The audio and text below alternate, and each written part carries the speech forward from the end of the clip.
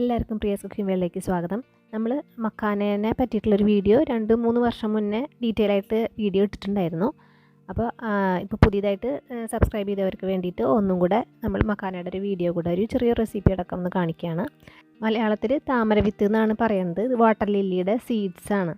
ഇത് ആരോഗ്യപരമായിട്ട് വളരെയധികം ഗുണകരമായിട്ടുള്ള ഒരു വിത്താണ്.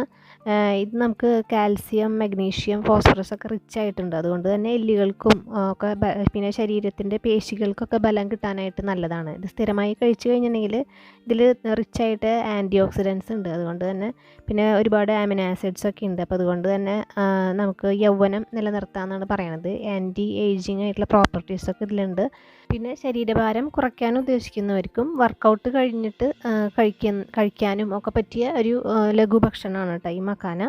ശരീരഭാരം കുറയ്ക്കുക എന്ന് കൊണ്ട് ഉദ്ദേശിക്കുന്നത് നമ്മളിത് കഴിച്ചാൽ വണ്ണം കുറയുന്നല്ല ഉദ്ദേശിക്കുന്നത്. വിശക്കുമ്പോൾ ശരീരഭാരം കുറയ്ക്കണവർ മറ്റു ഭക്ഷണമൊന്നും കഴിക്കില്ല. അപ്പോൾ ഇതൊരു 2 പിടി വിശക്കുമ്പോൾ എടുത്ത് കഴിക്കുകയാണെങ്കിൽ അവർക്ക് ക്ഷീണം ഉണ്ടാവില്ല. കാരണം ഇതിൽ റിച്ചായിട്ട് ന്യൂട്രിയൻസ് ഒക്കെ ഉണ്ട്, ആൻറ്റി ഓക്സിഡൻസും പിന്നെ മാഗ്നീഷ്യം, കാൽഷ്യം, ഫോസ്ഫറസ് ഒക്കെ ഉള്ളത് കൊണ്ട് അവർക്ക് ക്ഷീണം തോന്നില്ല. ശരീരഭാരം കുറയ്ക്കാനും സാധിക്കും. അങ്ങനെയാണ് ഉദ്ദേശിക്കുന്നത്. ഇനി ഇത് നമുക്ക് പച്ചയ്ക്ക് കഴിക്കാൻ പറ്റില്ല. ഇതിങ്ങനെ കാണുമ്പോൾ നമുക്ക് പച്ചയ്ക്ക് കഴിക്കാമെന്ന് തോന്നും. പക്ഷേ ഇത് കണ്ടത് ഇതിങ്ങനെ ഞെക്കി നോക്കുമ്പോൾ ഇത്തിരി നല്ല ഹാർഡായിട്ടിരിക്കും.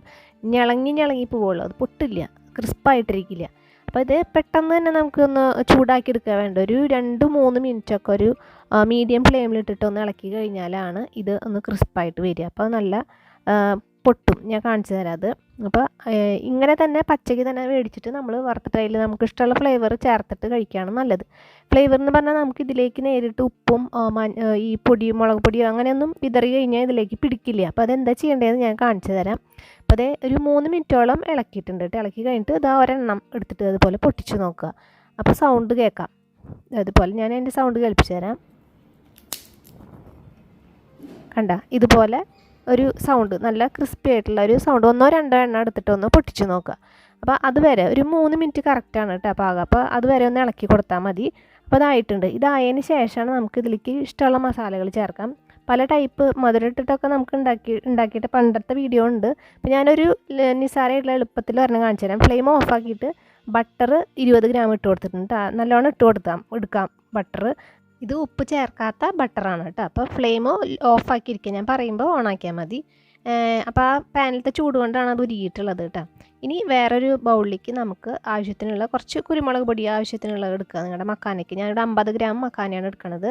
പിന്നെ കുറച്ച് മഞ്ഞൾപ്പൊടി എടുത്തിട്ടുണ്ട്. 1 ടീസ്പൂൺ കാശ്മീരി ചില്ലി പൗഡർ എടുത്തിട്ടുണ്ട്. പിന്നെ വളരെ കുറച്ച് ഉപ്പ് കുറച്ച് ചേർത്താൽ മതി. കാരണം ഇതിലേക്ക് പെട്ടെന്ന് തന്നെ ഉപ്പ് പിടിക്കും. അതുകൊണ്ട് ആവശ്യത്തിന് കുറച്ച് ചേർത്താൽ മതി. എന്നിട്ട് ആദ്യം ഒന്ന് ഡ്രൈ ആയിട്ട് മിക്സ് ആക്കുക എല്ലാ മസാലയും.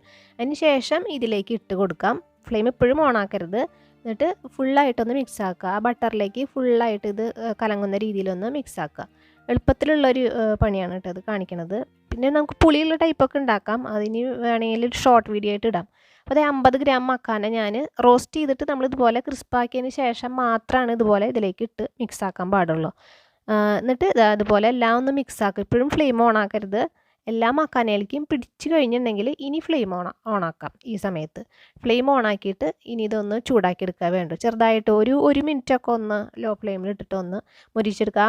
ബട്ടറൊന്നും ഇതിൽ കാണില്ല, അതൊക്കെ അപ്രത്യക്ഷമാവും. കാരണം നന്നായിട്ട് ഇതിലേക്ക് വലിച്ചെടുക്കും.